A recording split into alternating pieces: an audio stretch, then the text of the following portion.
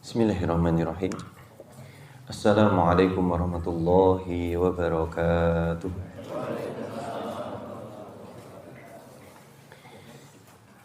Innal hamdalillahi nahmaduhu wa nasta'inuhu wa nastaghfiruh wa na'udzu bihi min shururi anfusina wa min sayyiati a'malina. Fa innahu may yahdihillahu fala mudhillalah wa may yudlil fala hadiyalah. Nashhadu an la ilaha illallah wa nashhadu anna Muhammadan abduhu wa rasuluh. Allahumma fashalli wa sallim wa barik ala Muhammad wa ala alihi wa ashabihi ajma'in. Faqala Allah Ta'ala fil Qur'anil Karim, a'udzu billahi minasy syaithanir rajim. Ya ayyuhalladzina amanu taqullaha wa qulu qawlan sadida yuslih lakum a'malakum wa yaghfir lakum dhunubakum wa may yuti'illaha wa rasulahu faqad faza fawzan 'azima. Wa qala fi ayatin ukhra, Ya bani Adam khudhu zinatakum inda kulli masjid wa kulu washrabu wa la tusrifu innahu la yuhibbul musrifin. Wa qala Rasulullah sallallahu alaihi wasallam, ma mala'a ibni Adam wi'aan asyarra min batnihi. Wa qala fi haditsin ukhra, kullu lahmin nabata min sukhtin fannaru awla bihi, aw kama qala sallallahu alaihi wa ala alihi wa sahbihi wa sallam.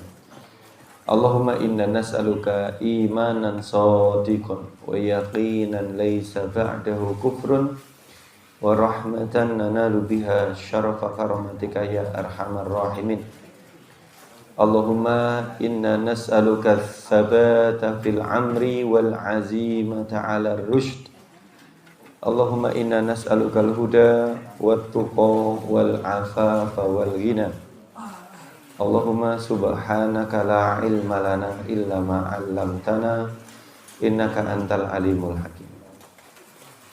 Para hadirin Bapak dan Ibu jamaah salat subuh yang dirahmati Allah Subhanahu wa taala, mari kita mulai dengan membaca basmalah. Baik. Hadirin Bapak dan Ibu rahimani wa rahimakumullah. Ada satu ungkapan yang disampaikan dari Sa'ad bin Abi Waqqas radhiyallahu anhu ketika Sa'ad melihat kehidupan para sahabat radhiyallahu anhum ajmain sepeninggal Rasulullah sallallahu alaihi wasallam. Sebagian sahabat sudah mencapai kedudukan yang terbaik di dalam kehidupan, strata sosial, amanah jabatan, dan lain sebagainya. Tapi di satu sisi yang sama, Sa'ad bin Abi Waqqas melihat nilai ubudiyahnya berkurang. Maka Sa'ad bin Abi Waqqas menyampaikan ungkapan yang masyhur dengan mengatakan, ubtulina bid-dharra'i fasabarna. Sesungguhnya kami, kata Sa'ad bin Abi Waqqas, para sahabat, ubtulina, kami telah diuji bid-dharra, dengan kesempitan hidup, hal-hal yang berat, fasabarna, dan kami bersabar. Karena memang bagian dari sunnatullah, pengikut Rasulullah sallallahu alaihi wasallam adalah orang-orang yang tanda kutip, yang siap rekoso. Maka kalau diuji dengan rekoso, siap. Lalu Sa'ad kemudian mengatakan dengan fenomena yang dia dapati di akhir-akhir adalah wa balauna bisarra. Maka di akhir-akhir kehidupan kami diuji dengan kelapangan hidup. Nopo-nopo wonten. cukup, sudah banyak kemenangan gilang gemilang, falam nasbir, maka kami tidak bisa bersabar.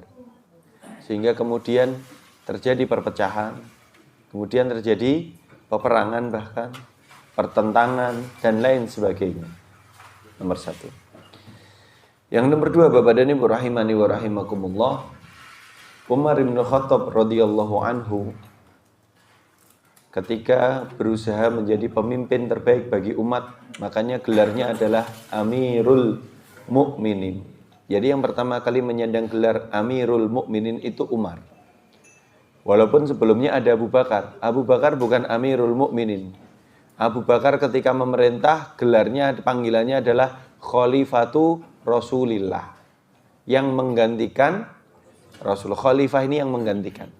Sedangkan Umar, para umat bersepakat memanggil Umar dengan Amirul Mukminin justru karena ketegasannya, justru karena keadilannya, lugas dalam memerintah, tegas dalam menetapkan hukum, badannya tinggi besar, gagah perkasa, tapi setiap malam dia menangis karena menyesali dan takut atas dosa-dosanya, padahal dia adalah satu di antara 10 sahabat yang dijamin masuk surga. Umar itu, Bapak dan Ibu, menurut Imam Syamsuddin Az-Zahabi di dalam Siyar A'lamin Nubala, Imam Ibnul Athir di dalam kitab tarikhnya Al-Kamil Fit Tarikh misalkan, kemudian Imam Ibnul Jauzi di dalam Sifatus Sofwah, atau dalam kitab Usudul Ghobah disebutkan Umar itu dengan kerasnya tampilan fisik, tetapi di bawah ujung mata sebelah tengah itu membelah garis, membelah pipinya ke samping karena tangisan yang dia lakukan setiap hari untuk menakuti dosa-dosanya. Umar adalah orang yang mengatakan, kalaulah aku tahu ada satu saja amalku yang sudah diterima oleh Allah Subhanahu wa ta'ala, lakafa, cukup. Umar, dia mengatakan, kalaulah aku tahu ada satu saja amalku yang sudah diterima oleh Allah, cukup. Satu. Maka berarti Umar menuduh dirinya belum punya amal yang diterima oleh Allah, supaya dia terus beramal, supaya nyala semangat itu terus menyala, supaya keimanannya bisa dia jaga. Kita kadang sebaliknya, sudahlah tidak dijamin masuk surga, merasanya sudah paling.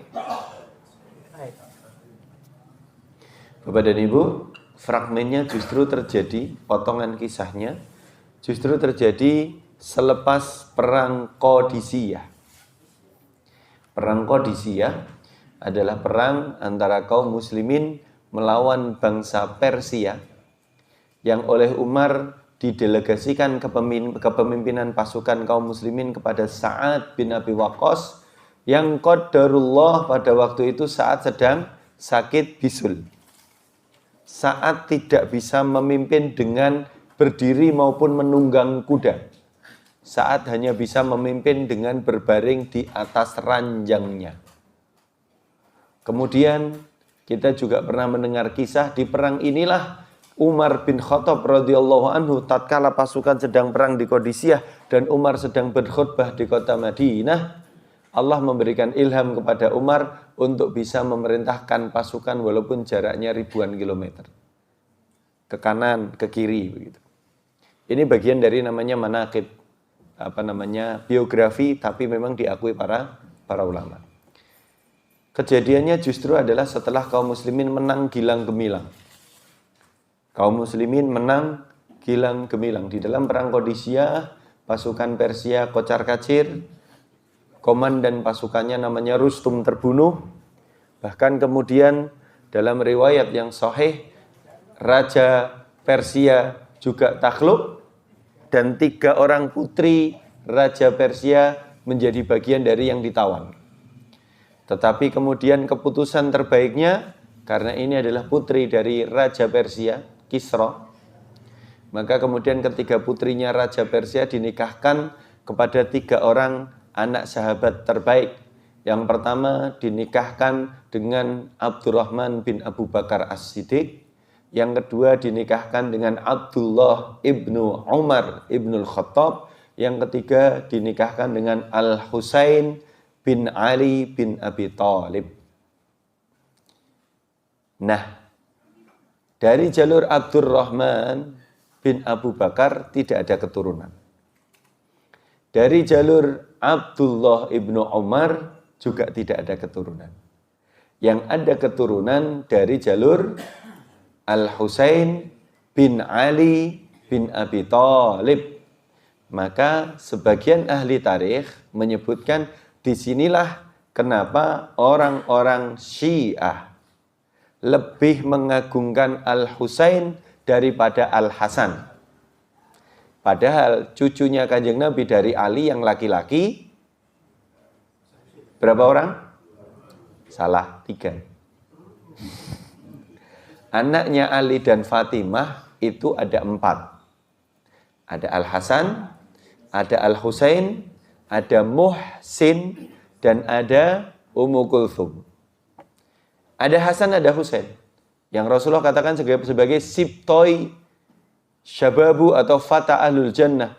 2 orang saudara yang menjadi pemuda penghuni surga. Pertanyaannya kenapa hanya Al-Husain? Kenapa enggak Al-Hasan? Ternyata para ahli tarikh menyebutkan karena dari jalur Al-Husain inilah silsilah dari putri Raja Persia masih bertahan. Sedangkan Syiah, base-nya, penggagasnya adalah Abdullah bin Saba. Abdullah bin Saba Yahudi yang mengaku-ngaku jadi seorang Muslim, asalnya dari Persia. Sudah selesai? Baik. Bapak dan Ibu rahimani wa rahimakumullah, Umar bin Khattab radhiyallahu anhu sabda perang Qadisiyah ketika pasukan kembali ke kota Madinah dan mengumpulkan seluruh harta rampasan perang di alun-alun kota Madinah dalam riwayat yang sahih, maka bukan kebahagiaan yang memancar, bukan rasa senang yang membuncah, tapi justru Umar ibnul Khattab radhiyallahu anhu menangis di sudut alun-alun kota Madinah melihat di depannya ada harta yang sangat banyak, yang justru Umar takut bahwa harta ini akan membuat kaum muslimin lalai dari kebiasaannya sebagai hamba, sibuk mengurusi aset dunia. Menangis dia. Sehingga dia mengatakan, "Lau kana khairan." Ya Allah, Allahumma, ya Allah, "Lau kana hadza khairan." Kalaulah seandainya ketetapanmu ini untuk mendapat banyak harta rampasan perang atau harta yang banyak ini adalah kebaikan dan kebaikan, maka Umar mengatakan, kenapa tidak terjadi pada masa Rasulullah? Kenapa tidak engkau berikan kepada Abu Bakar? Kenapa engkau bebankan kepada seorang Umar? Menilik nilai amanah, menilik nilai tanggung jawabnya berbeda, Bapak dan Ibu. Sedangkan kita hari ini kadang demi mencari sesuap nasi dan sepotong berlian, betul ya? Kalau sesuap nasi sudah nggih Pak nggih. Nggih to Pak, nek sesuap nasi sudah selesai, tapi kadang sepotong berliannya ini yang sulit, maka kita sampai menghalalkan segala cara. Disinilah kemudian kita dudukkan bahwa fitnah umat menurut Al-Imam Ibnu Qayyim Al-Jauziyah sejatinya bermuara kepada 2 perkara, Bapak dan Ibu. Menurut Al-Imam Ibnu Qayyim Al-Jauziyah, fitnatu ummati Muhammad, fitnahnya umat Kanjeng Nabi Muhammad itu bermuara kepada fitnatus syubhat, fitnah pemikiran, fitnah keraguan-raguan, dan fitnatus syahwat, fitnah memperturutkan hawa nafsu. Kita kupas. Fitnatus syubhat, fitnah pemikiran adalah betapa banyak hari ini anak-anak kita. Saya tidak mengatakan Bapak dan Ibu yang hadir di Masjid As-Salam subuh ini, tidak. Tapi saya ingin membawa panjenengan dan saya untuk melihat generasi setelah kita nanti. anak-anak kita hari ini banyak sekali di antara mereka yang tidak mengenal Allah Subhanahu wa Ta'ala. Betul atau tidak, Pak? Nganan atau ngiri? Sebentar, ini pertanyaannya spesifik. Nganan atau ngiri? Tidak nganan dan tidak ngiri, tapi bahkan sebagian dari mereka merasa jengah sehingga melepaskan keimanan. Kalau ditanya punya agama atau tidak? Tidak.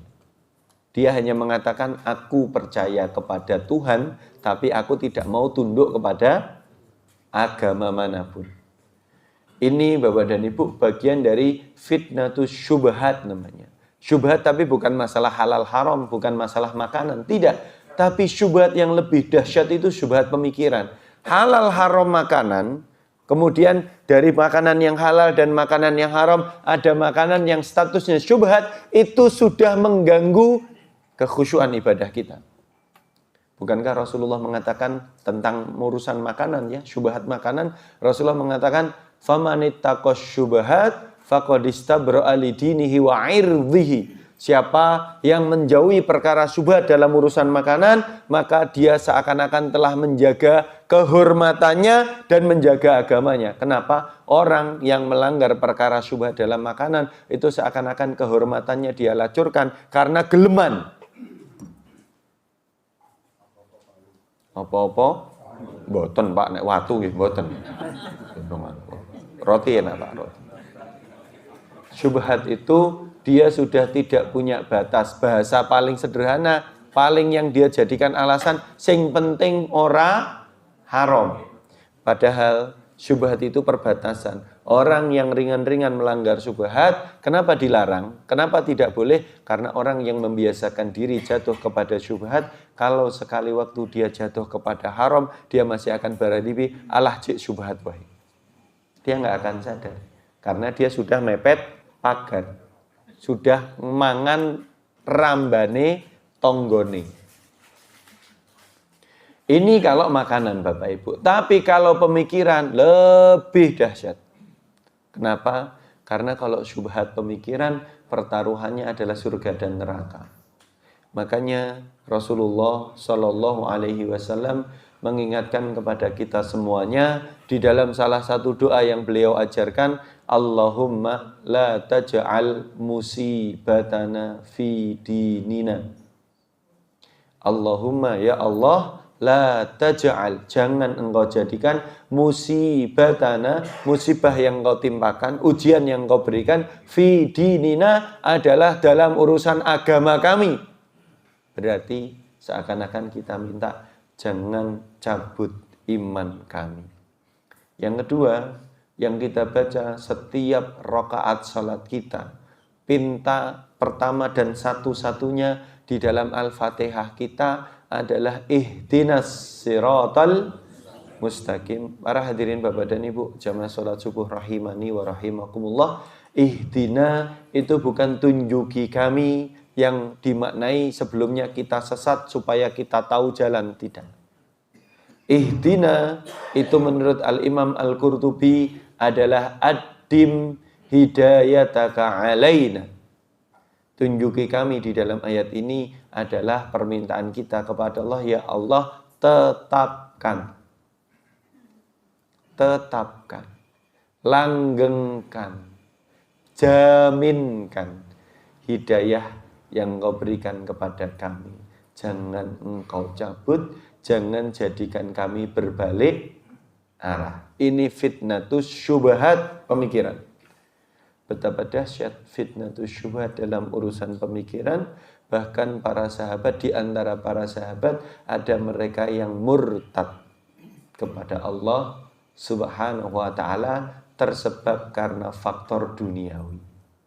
Tersebut nama Ubaidullah ibnul Jahsh atau Ubaidullah bin Jahsh, saudara kandung dari Abdullah bin Jahsh dan juga Zainab bintu Jahsh. Zainab bintu Jahsh istrinya Rasulullah. Abdullah bin Jahsh syuhada Uhud.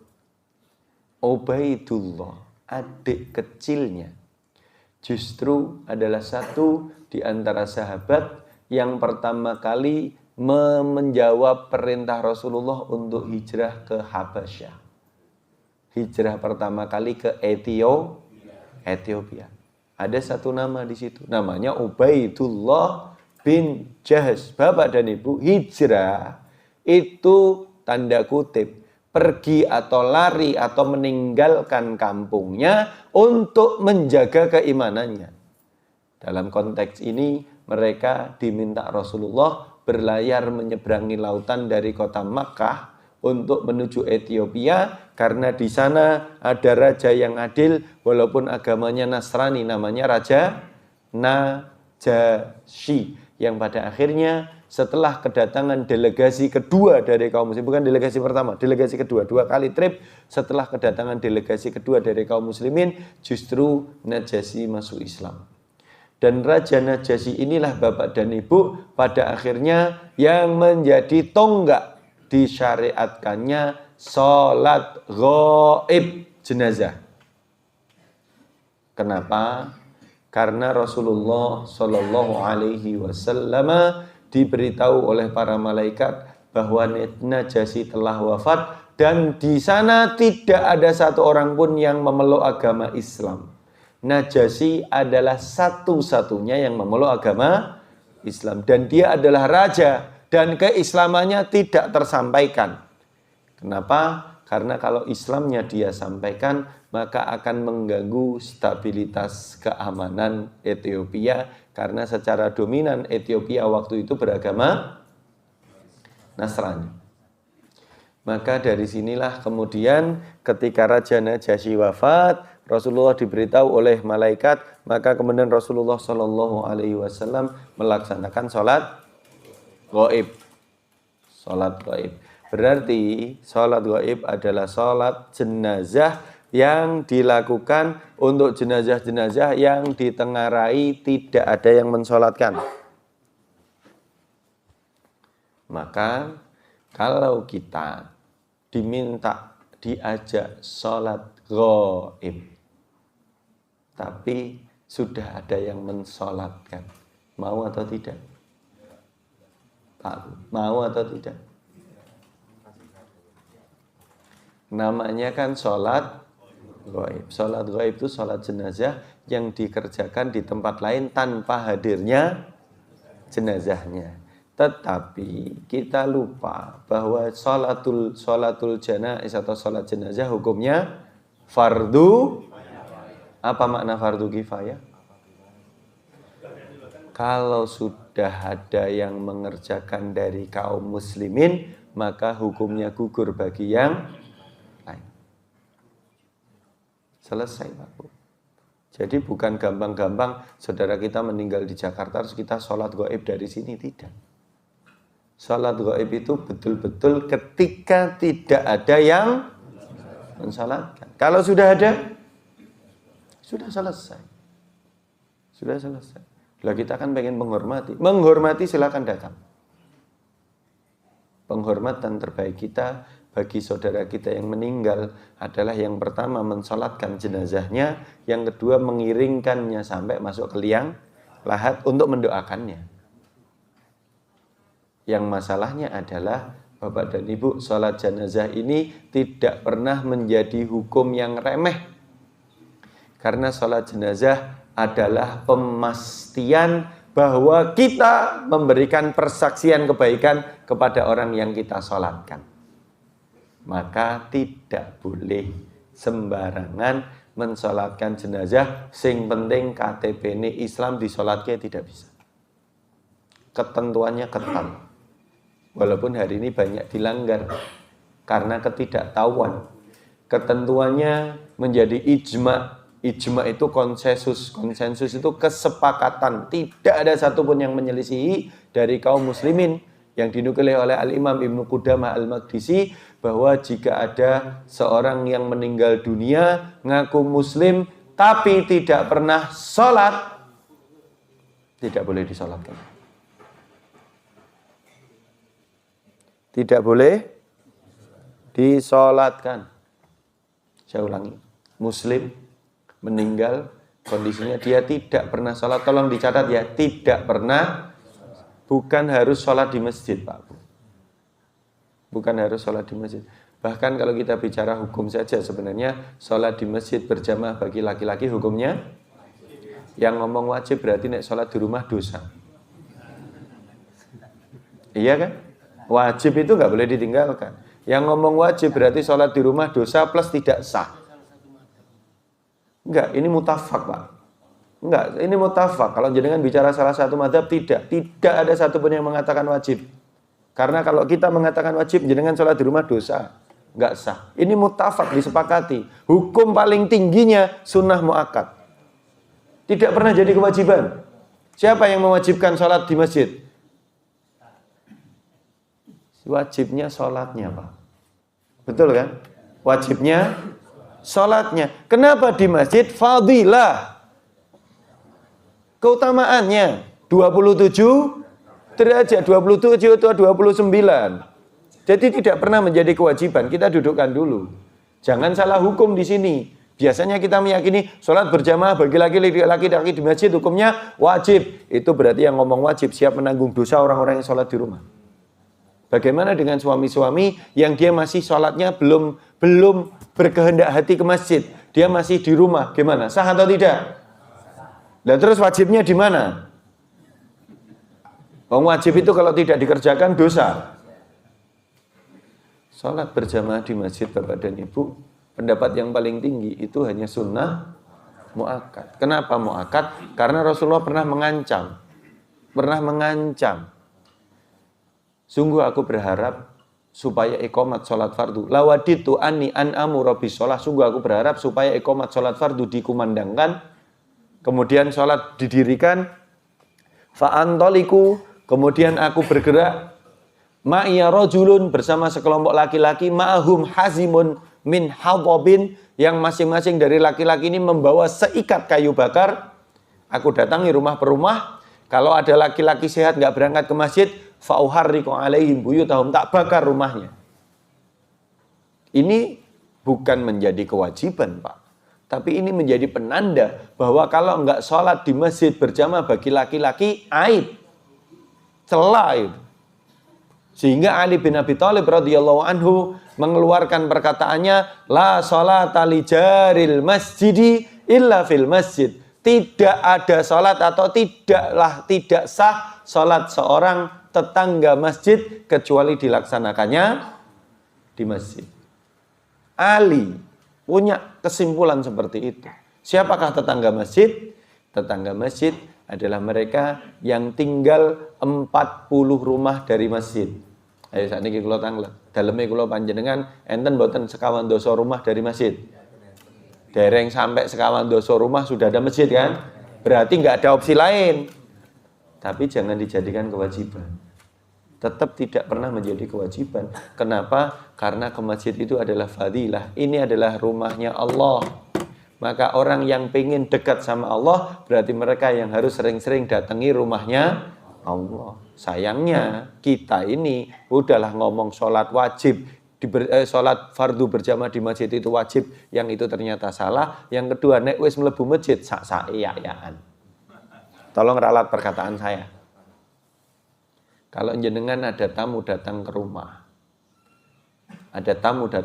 nggak ngetuk pintu, langsung nyelonong masuk rumah, lenggah teng ruang tamu, kira-kira sopan apa mboten? Jujur mawon, sopan apa mboten? Ayo kira-kira. Diusir, napa disuguhi, napa diwedangi sisan.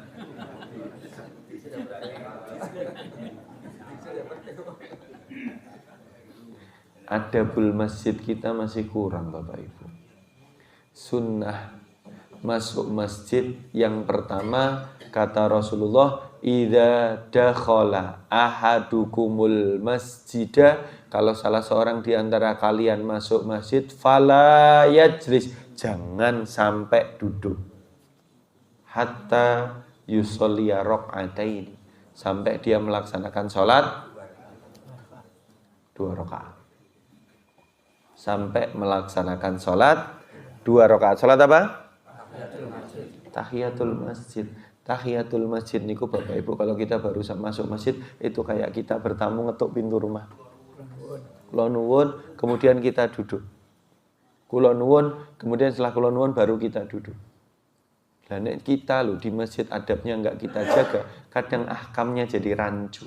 Makanya di masjid masih banyak yang ngobrol, masih banyak yang di belakang. Sehingga hukum masjid ini perlu kita kuatkan. Iqamat sudah didirikan, sholat sunnahnya belum genep digenepi, tidak bisa. Idza uqimatis sholat, kalau iqamat sholat fardu dikumandangkan, fala sholata illal maktubah, maka tidak ada sholat lain kecuali sholat fardu yang iqamatnya dikumandangkan itu. Maka kalau dia sedang sholat sunnah rakaat pertama, batalkan Pak.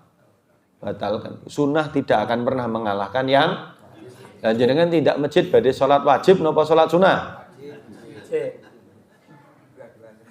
Ya dua-duanya Pak, tapi waktunya silakan di menit. Oh pengen sholat sunnah kalih sholat wajib, mosok dugine bar qomat. Nah niku kan perkara. Kita kembali. Bapak dan Ibu nyuwun pangapunten nyuwun izin. Ijma ini konsensus Pak. Kesepakatan orang yang meninggal dunia ngakunya muslim tapi syaratnya satu, dia tidak pernah sholat maka tidak boleh disolatkan. Saya sering menyampaikan fatwa ini, dan yang lebih kuat mengikat fatwa ini atau konsensus ijma ini bagi para tokoh dan para ulama. Supaya apa? Supaya menjadi zajr, menjadi peringatan keras bagi umat. Nek kowe ora sholat, ora disolatke. Kira-kira kalau itu kemudian disepakati semuanya dilakukan, ayo wani ora ninggalke sholat. Ujung-ujungnya sing mboten ditinggalke niku Jumatan ketiga kalinya, betul kan? Bolong siji loro blong, yang ketelu kudu Jumatan. Kenapa? Karena kalau siapa yang meninggalkan 3 kali sholat Jumat berturut-turut, maka dihukumi seperti orang yang sudah murtad atau kafir. Salah memahami hadis. Mantaroka salasa jumu'atin mutataliyatin atau mutawaliyatin, kata Rasulullah. Siapa yang meninggalkan 3 kali sholat Jumat, 3 kali edisi Jumat berturut-turut ya. Dalam riwayat yang saya disebutkan faqad kafara bima jaa bihi Muhammad. Sungguh dia telah kufur atas ajaran yang dibawa Nabi Muhammad. Inilah yang ditakutkan. Oh pokoknya nek ping 3 berturut-turut. Dadi nek ping 2 sing ping 3 kudu nyang. Nggih to? Sing penting ora ping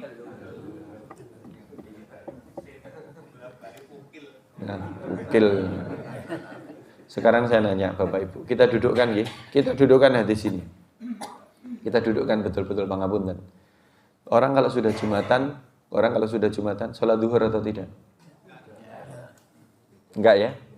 Berarti Jumat menggantikan duhur. Di dalam kaidah fikih, pengganti menempati tempat yang digantikan dengan sempurna, saling menggantikan. Kalau Jumat menggantikan duhur dengan sempurna, maka siapa yang meninggalkan 3 kali edisi Jumat berturut-turut, dia telah kufur atas ajaran yang dibawa Nabi Muhammad. Bagaimana dengan orang yang meninggalkan subuh, duhur, asar, maghrib, isya berturut-turut? Sama atau tidak? Sama.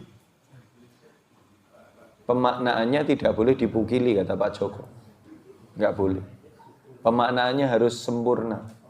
Siapa yang meninggalkan 3 kali Jumat berturut-turut, memang yang pertama edisi Jumat itu edisi spesial. Kenapa mendapat nilai spesial di dalam hadis ini? Karena di dalam edisi sholat Jumat ada khutbah. Khutbah itu peringatan di mana di situ dikumpulkan kaum muslimin. Maka di dalam mazhab Syafi'i, Jumatan tidak sah jika dihadiri kurang dari 40 mustautin. Mustautin itu bukan mukim. Apa bedanya mukim dan mustautin? Mukim itu orang yang tinggal sementara. Kulo orang Karanganyar. Kemudian saya pas ke Pajang. Kemudian saya di sini agak lama. Kemudian saya ikut sholat. Ini saya dihukumi mukim saja. Atau saya lagi kerja di sini. Itu mukim, Pak. Mustautin itu akamsi. Anak kampung sini. Wong asli kene. Akamsi, Pak.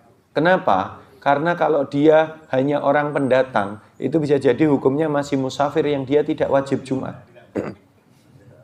Musafir wajib Jumat atau tidak? Kenapa harus berkumpul 40 minimal? Karena Jumat itu esensinya mengumpulkan umat jadi satu, merajut lagi persatuan umat. Nomor satu. Yang nomor dua, setelah dirajut persatuan, kumpul jadi satu, disukani nasihat. Makanya nasihat khutbah Jumat itu harusnya pendek, tegas. Bukan dawa alon-alon. Niku dungane bukan Allahumma ftahli abwaaba rahmatik, tapi bismika Allahumma ahya. Ahya itu. Khutbah Jumatnya Rasulullah itu pendek, tegas.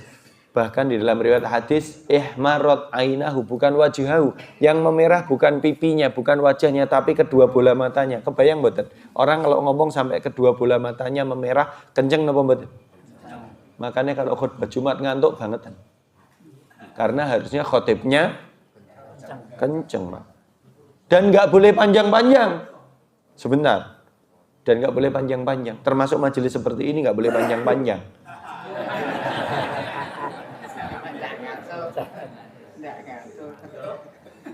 Kaedahnya adalah idza tolal majlis. Kalau majelisnya itu panjang, bukan ngantuk, Pak. Fa innalis syaiton fihi nasib.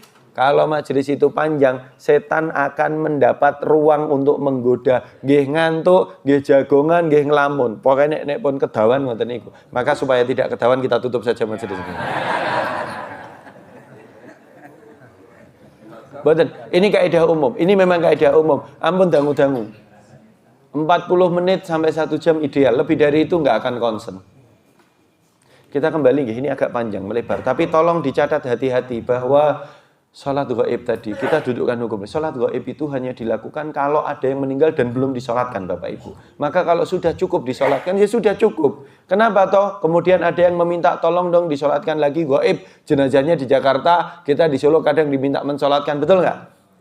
Kadang, ngapunten, kalau yang pernah tindak sholat Jumat wonten Masjid Agung, kadang ada pengumuman, diminta untuk kesediaan para jamaah sholat gaib untuk jenazah almarhum, almarhumah. Begitu kenapa? Karena sejatinya esensi sholat gaib itu adalah persaksian kebaikan yang Rasulullah SAW sampaikan. Barang siapa yang meninggal dunia kemudian dipersaksikan kebaikannya oleh 40 kaum muslimin, wajabat lahul jannah. Maka menjadi jaminan dia wajib masuk surga. Saya ulangi, siapa yang meninggal dunia dipersaksikan kebaikannya oleh 40 kaum muslimin, maka wajabat lahul jannah. Dia mendapat jaminan masuk surga. Makanya sholat jenazah itu diminta lebih banyak orangnya dan ganjil secara sah, betul kan? Karena sholat jenazah itu pengakuan, sehingga kalau sudah disolatkan jenazah nggak perlu lagi Pak Mudin ketika mau memberangkatkan jenazah sampai mengatakan Bapak Ibu dipun persaksikan nggih jenazah niki sae napa sae, itu sudah nggak perlu. Itu sudah tidak perlu. Kenapa? Lho wis nyolati kok. Ya, kadang kalau cuman pengakuan niki saya nopo saya isin karo tanggane masalahnya. Perkewuh to, badhe ngomong ora apik kan mboten penak. Lha nek utange wis padha wae Mas. Utange ndajak jenengan ngomong. Tolong dipastikan kalau ada jenazah yang meninggal dan jenengan hendak mensolatkan, pastikan betul dia sholat. Saya punya masyaikh, salah satu guru kami, orang Yaman. Guru kami namanya Syekh Ali. Kabilahnya sebagaimana kabilah ibu susunya Rasulullah. Kabilahnya Bani Sa'ad, As-Sa'diyah. Dia memang As-Sa'diyah. Dia mengatakan ketika kami jadi mahasiswa, suatu ketika di asrama, kami, nuwun sewu nggih bahasa dia, kami kelaparan. Di asrama ini hidupnya berat, tiba-tiba mendapat undangan untuk prosesi janais di kampung yang terpencil ujung sana. Berangkat mereka, wah semangat, iki nek dikon ngerumati jenazah dapat makanan. Karena mereka mahasiswa yang kelaparan, nuwun sewu memang kondisinya waktu itu sulit. Berangkat mereka Pak Bu, satu rombongan, 12 orang, sak mobil, mbuh piye carane. Sampai di sana tanpa babi bu, dia rawati jenazah itu. Mereka rawati jenazah itu, setelah itu mereka sholatkan. Tapi yang asing kata beliau ketika mensolatkan tidak ada orang lain yang mensolatkan, hanya mereka saja. Setelah selesai, prosesi selesai, baru kemudian mereka bertanya kepada tetangga kanan kirinya. Hadir tapi nggak nyolatkan. Hadir tapi tidak menyolatkan. Ditanya, kenapa tidak ada yang mensolatkan? Apa kata orang-orang? Bagaimanalah kami mau mensolatkan jenazah itu padahal selama hidup dia tidak pernah sholat? Apa kata Syekh kami? Makanya itu menjadi pelajaran besar bagi kami para mahasiswa waktu itu supaya hati-hati untuk menentukan hukum. Kadung sholat rampung, lagi teko. Ini masalahnya kan luwe Pak niku wau. Tetapi saya juga ingin menyampaikan masukan. Sholatul janaiz, sholat jenazah itu Bapak dan Ibu, itu penghormatan terbaik kita bagi jenazah yang meninggal. Maka ampun kesusu, jenengan badhe ngormati rencang sederek dulur yang meninggal, berikan penghormatan yang terbaik, jangan tergesa-gesa, jangan hanya formalitas. Kadang kita mengejar formalitasnya, yang penting sholat jenazah lupa esensi. Esensinya apa? Sholat jenazah itu takbir pertama baca Al-Fatihah, takbir kedua baca sholawat, takbir ketiga baca jari arep ngormati doane paket kilat niku ngormati king pundi.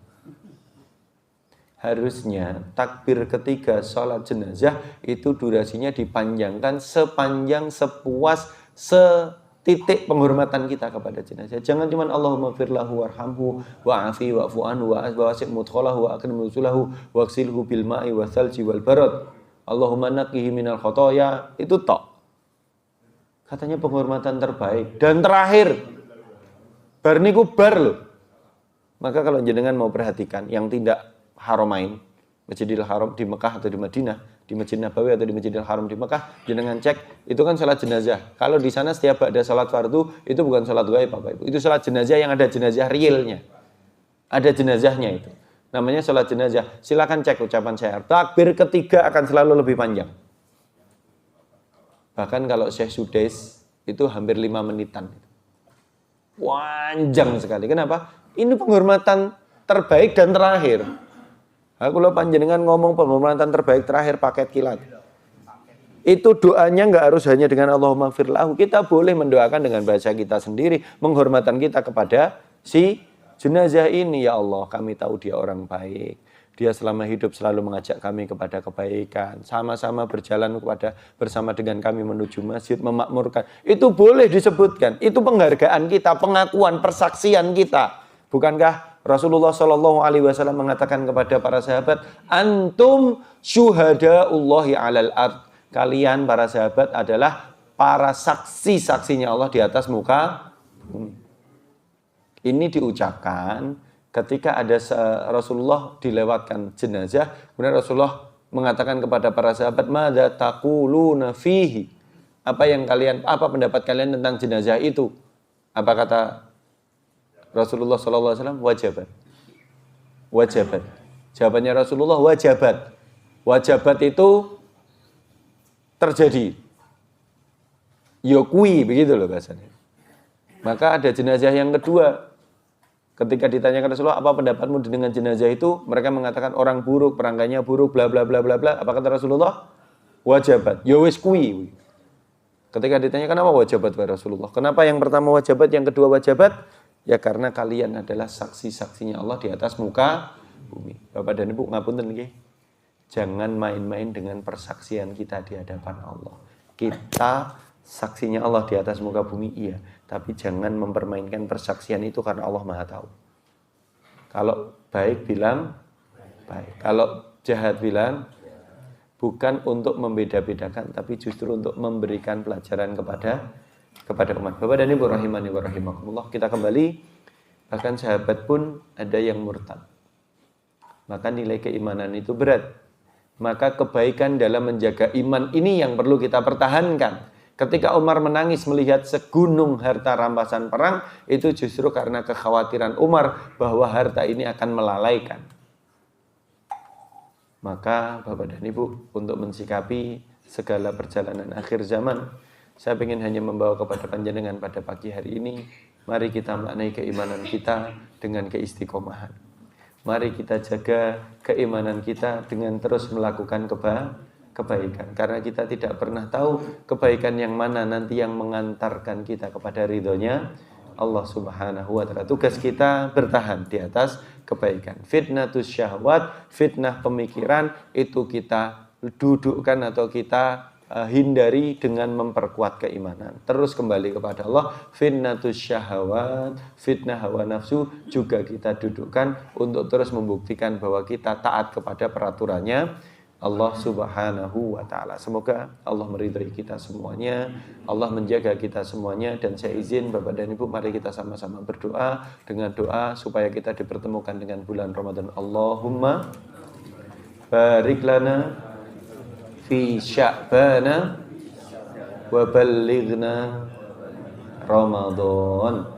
Kita ulangi nggih, saya pimpin jenengan ikuti. Allahumma barik lana fi sya'bana wa ballighna Ramadan. Sampun saya terjemahkan, ya Allah, berkahi kami di bulan Sya'ban, kuatkan kami di bulan Sya'ban, mudahkan kami beribadah di bulan Sya'ban, dan pertemukan kami dengan bulan Ramadan. Hadanallahu wa iyyakum ajma'in, wallahu muwaffiq ila aqwamit thoriq. Bapak dan Ibu rahimani wa rahimakumullah. Kita akhiri majelis ini sama-sama dengan membaca doa kafaratul majelis.